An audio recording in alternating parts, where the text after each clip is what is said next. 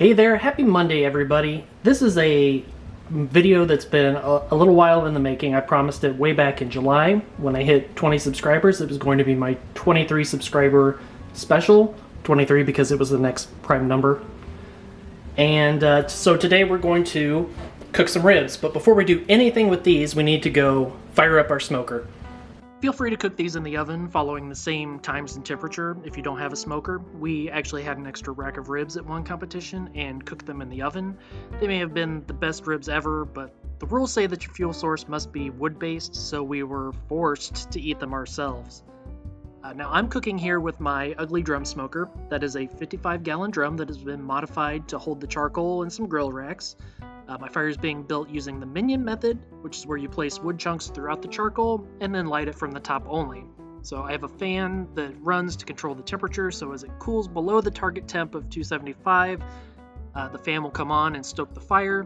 And since we've only lit the top of the charcoal, the fire will work downwards as more fuel is needed. The smoker is preheated. We're going to start prepping our ribs. The very first thing we need to do is sort of find where the bone meets the cartilage in here. And we want to, using our chef's knife or a cleaver if you have one, just press very firmly and you should be able to break that apart. Now, I came up with this video back in July when I was at 20 subscribers. I said that this was my 23 subscriber special because that was the next prime number. And now I'm in the 80s, which has me aghast with flabber. I appreciate all of you that subscribe. You know it's very unnecessary. This portion of the meat that we cut off has a lot of cartilage in it. There is some good meat in there that would cook up pretty well. So feel free to throw it on the smoker if you want. I like to save it to make what I call barbecue broth. So we're just going to set it into a vacuum bag off to the side, and we can address it later. So this little flap of meat also needs to come off. And now there is, on the back of the ribs here, on the bone side, there is a membrane called silver skin, and it never will cook down to be edible. It will always be tough. So we need to get it off of here. So just take a boning knife or a paring knife, something that's nice and thin, and work it under that bone to sort of work that loose. And now using a paper towel, grab onto that corner and just start trying to pull that off. Now, I am part of a competition barbecue team. We've not competed for a few years because we've kind of gotten busy, and the competitions that we were part of no longer exist. But when we were competing, we used to compete within the team to see who could get the silver skin pulled off in a single piece. And it is very tricky.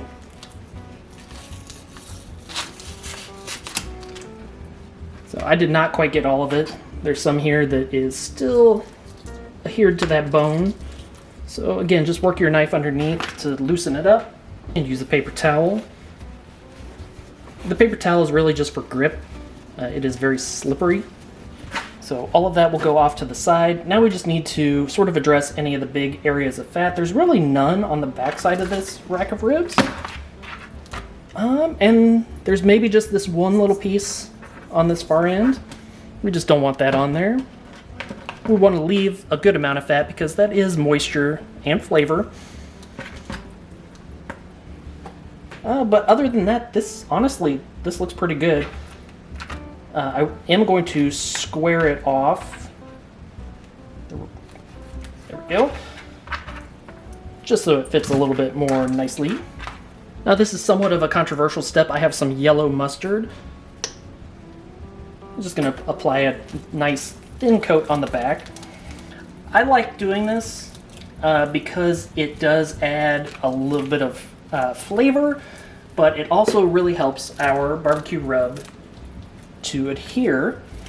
And I'm trying something new. This is a cherry cola rub. I've never had this before. I would recommend a sweet rub for ribs. We used, it's made by Pellet Envy, and it's called Zero to Hero. That is sort of our rib rub of choice. But honestly, there's so many good barbecue rubs out there. Find something sweet, or something that's just to your taste, and use that. So, very light coating on the backside, mostly because there's not a lot of meat there. We come to the front side and mustard again. Spread that along there nicely. And on this side we want to go very heavy with the rub. You honestly can't use too much. We don't want to see any meat poking through.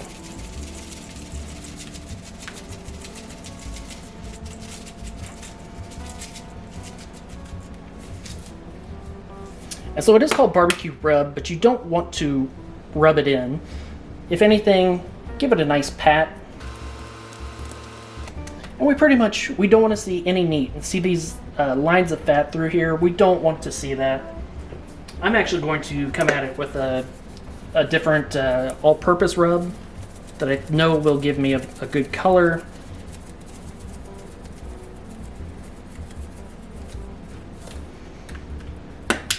And again, just pat that in. And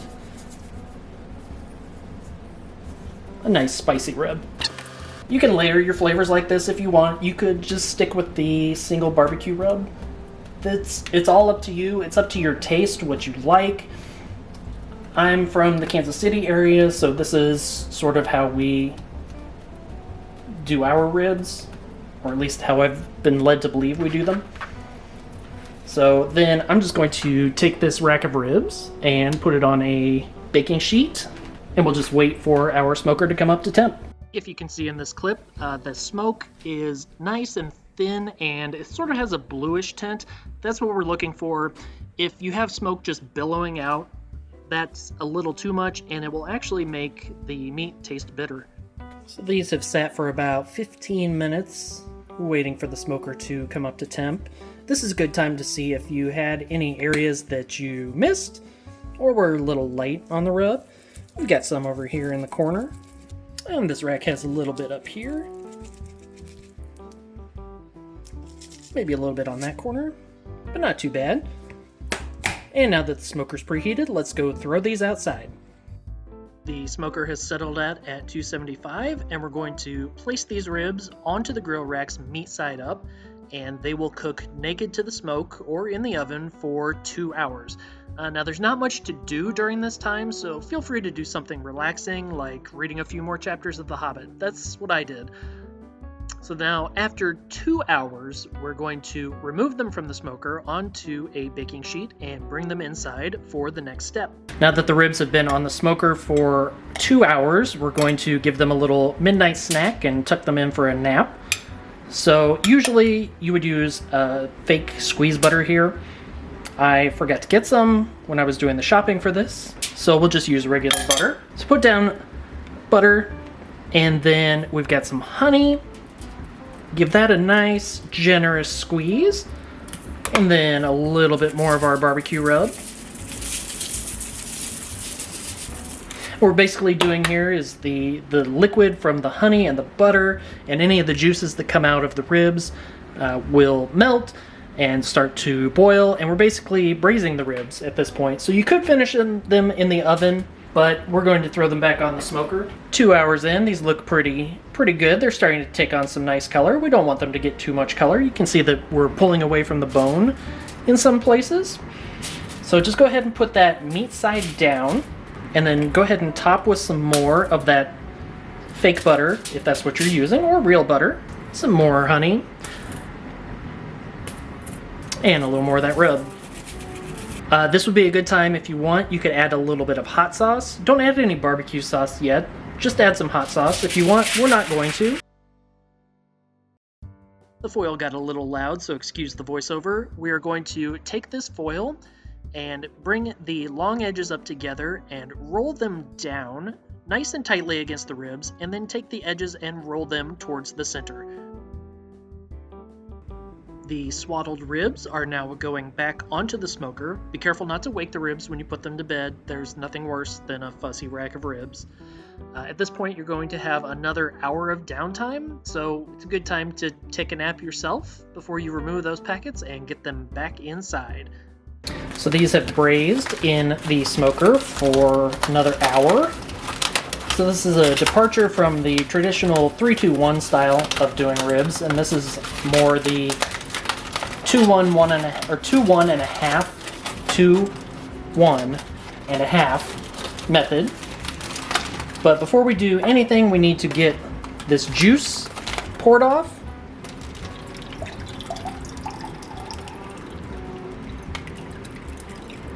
I've always said this looks delicious and that I would love to try drinking it, but that would be a huge mistake. So like I said, I always thought this liquid looked good. It smells good. Let's get our foil packets opened all the way up here. So it looks like we maybe overbraised a little bit. These might be overly tender, just from the way the meat's pulling back from the bone. So a competition rib, you want to be able to take a bite and have a clean bite left behind. You don't want the fall off the rib or fall off the bone texture. If you like that, that's fine. It's not for competition, and I kind of like them this way, to be honest. A little bit of a toothy bite to it. But if you do want them to fall off the bone, just go ahead and braise them for another half hour or so. Or in this case, we might be there already. So we're gonna get those flipped meat side up, and we're going to come in with our barbecue sauce. Now this is sort of another controversial thing. Not everybody likes barbecue sauce, and there's so many different styles, and the different styles work well for the various different types of barbecue. I know for me, I do like a good Kansas City sauce just for ribs, because it will caramelize nicely, give us a nice crust on the outside of these ribs. For pork, pulled pork, I like a Western Carolina sauce, which I've learned recently is called Lexington style. That's sort of always been my go-to. It's sort of a vinegary ketchup. Every once in a while, I'll like a mustard-based sauce for pork, but we don't even talk about Alabama white sauce. We don't talk about that. It doesn't exist. I don't acknowledge its existence. So these will go back on the smoker, or if you're doing it in your oven, for about another 20 to 30 minutes. I'm going to leave them in the foil just because it's easier to handle that way. But to also make it easier to handle, I'm sort of tucking this in and making a foil boat. And just make sure we didn't mess up any of our sauce along the way. Okay, back onto the smoker. Back onto the smoker one last time. This last little bit of cooking is to partially caramelize and set the barbecue sauce, which makes for cleaner consumption, plus it concentrates some of the flavors in that sauce. Okay, let's see how these look. It's a very nice color. I can tell that the sauce is just starting to get tacky. So these are ready to come off. So as you can see, a lot of the meat has pulled away from the bone on this side, so that side might be a little more overcooked, or well, we won't say overcooked, a little more cooked. But we'll see how these turned out. I can tell right away, at least on some of these bones, that it is possibly a little overcooked. Sometimes it can be difficult to locate where the bones are on the other side, so if it's easier, you can flip it around and cut from the back side. It will damage the sauce a little bit, but that's okay. And I'll take from here in the middle. So there's your close-up. You can see that there is a small smoke ring on these ribs. Smoke ring is really just an appearance thing. It's a chemical reaction between the smoke and it creates nitrates in the meat. Same as if you were curing a ham or bacon. You're basically seeing the same process happen. But appearance-wise, we have a good color. Got a little bit of glossiness. We have some shiners back here. That's what they call it when the bone pokes through the meat like that. Competition-wise, we wouldn't want to use these, but this is for home. So let's give it a taste. So this rack did turn out a little more overdone than the previous one when I tried it. You can see that some of the meat has pulled away. I could probably give it a nice twist. Yep, and that the bone comes right out. So these are a little more on the, we would call them overcooked, but a lot of people prefer them this way. So it's more in that realm. Taste-wise, I don't know that I'm sold on that cherry cola rub. The cola flavor does kind of stand out, and it's unique. But I don't know that I would want to, definitely not for competition. And you can see that that bone pulls right out. So these, the other ribs I'll probably eat. These I'll pull off the bone and pull them into, so I can make sandwiches. But even at that, you know what, overall, I'm pretty pleased, especially since I'm about 2 years out of practice from having made ribs. So I guess I still at least kind of know how to do it. And that's our 23 subscriber special. I appreciate all of those of you who have subscribed, and it means the world to me. I did not expect to hit 20, let alone 80 subscribers. So I'm going to go ahead and finish these ribs off camera. I'll give this bone back to Adam, and we'll see you next time. Have a great day. Bye.